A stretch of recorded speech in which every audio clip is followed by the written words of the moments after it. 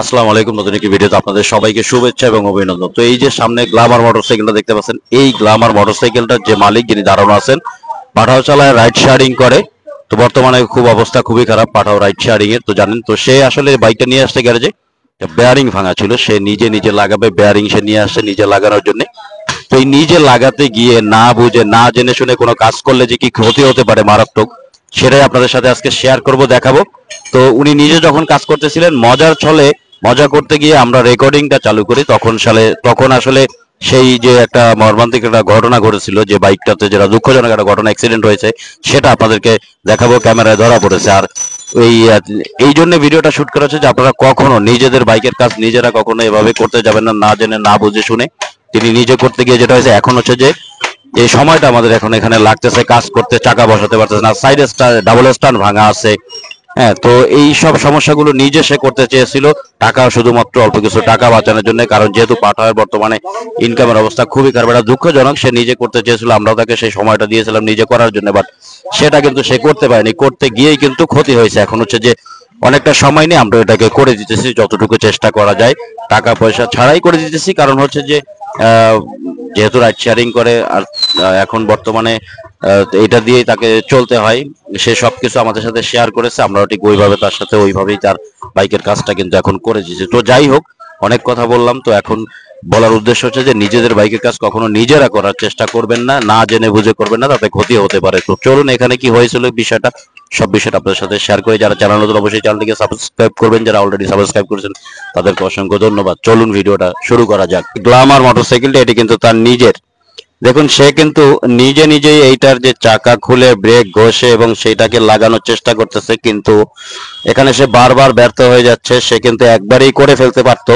তার ব্যর্থ হওয়ার কারণ যেটা, সেটা দূরে থেকে বসে আমি যেটা দেখলাম এখানে, তার আপনারা একটু খেয়াল করুন যে ডাবল স্ট্যান্ডার্ড দিকে দেখুন, সেটা কিন্তু ছড়িয়ে গেছে, মানে একটু ভাঙা আছে। যার ফলে কি হচ্ছে যে বাইকটা ঠিকমতো স্টান্ট করতে পারতেছে না, এবং কাট দিয়েছে, কাট দিলেও কিন্তু কোনো রকম কোনো সুবিধা কিন্তু সে পাচ্ছে না। দেখুন, যার কারণে হচ্ছে যে বাইকটা নিচের দিকে নেমে আসে, এবং সেটা কিন্তু সে বারবার বুশ লাগাচ্ছে, ব্রেক প্যাড চলে আসছে, স্টিক দিচ্ছে, কিন্তু সে বসাতে পারতেছে না। এই প্রবলেমটা কিন্তু সে ফেস করতেছে, এই যে দেখুন।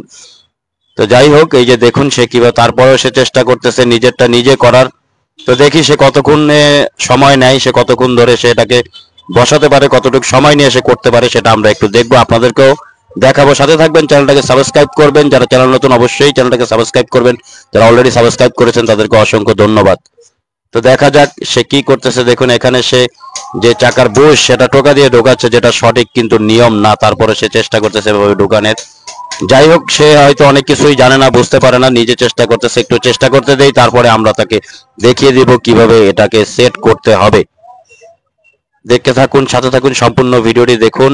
অবশ্যই ভিডিওটি দেখলে মজা পাবেন, কারণ নিজে সেট করার চেষ্টা করতেছে। দেখুন, এই পাশে যে স্পিড মিটার থাকে, স্পিড মিটারের যে ক্লামটা থাকে, সেটা কিন্তু বসানোর চেষ্টা করতেছে। এই যে দেখুন, এই পাশ থেকে সেটা বসাতে পারতেছে না আসলে, যেহেতু বাইকটা নামানো আছে, যার ফলে কিন্তু সেট করে বসাতে পারতেছে না। সকাপ একটু টেনে এটাকে বসাতে হবে। যাই হোক, সে কিন্তু স্পিড মিটারের যে লক থাকে সেটা কিন্তু বসিয়ে ফেলেছে। এখন অপোজিট সাইড থেকে সে ক্লাম যে বুশ থাকে, সেই বুশটা বসানোর চেষ্টা করতেছে, দেখি কতক্ষণ লাগে তার।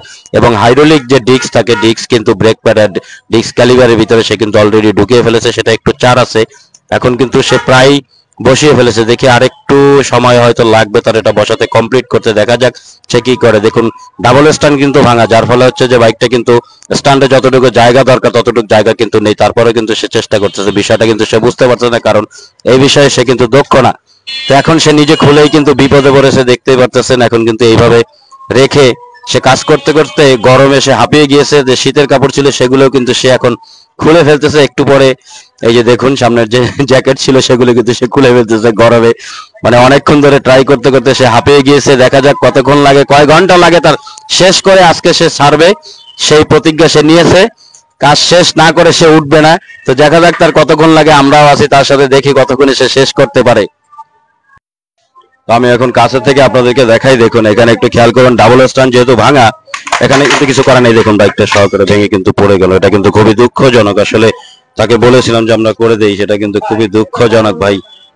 দেখুন কিভাবে পড়ে গেল, আসলে যেমনটা হাসি পাচ্ছে তেমনটা কিন্তু কষ্ট লাগতেছে, যে মাঠঘাটটা কিন্তু ভেঙে গেছে, দেখুন কিভাবে পড়ে গেল একদম চোখের সামনে দেখতে দেখতে। আমি কিন্তু উঠে আসছি বাইকটাকে ধরার জন্য।